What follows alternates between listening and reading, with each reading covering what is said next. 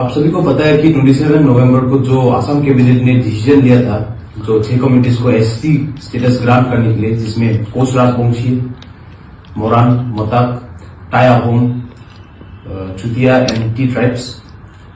तो हम सभी को पता है कि असम में 10% reservation SC plains, 5% reservation SC hills, 7.5% SC and 27% OBC, जिसमें कुल मिला के 49.5% होता है।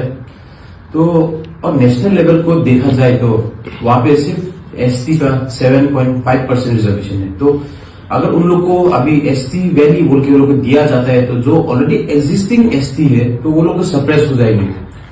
और मैं असम गवर्नमेंट और ग्रुप ऑफ मिनिस्टर्स को ये पूछना चाहता हूं कि आप लोग कौन सा क्राइटेरिया, कौन सा anthropological studies and group of ground of evidence पे आप लोग ने वो रिपोर्ट सेंट्रल गवर्नमेंट को भेजा है। और मैं ये भी बोलना चाहता हूं कि हमारे जो ट्राइबल्स का मिनिस्टर्स है, लोकल एमएलएस है, आप लोग ने क्यों अपोज नहीं किया ये जो हम लोग का ऑटोनोमस स्टेट का डिमांड है, जो हम लोग का 40 ईयर से हम लोग मांग रहे हैं, वो आज तक नहीं दिया गया है। और जो ये लोग का जो एसटी स्टेटस जो ग्रांट करने के लिए जो उन लोग ने मांग किया है, वो लोग को आप लोग विद इन फ्यू ईयर्स पे आप लोग देने के लिए तैयार हो गए। क्यों?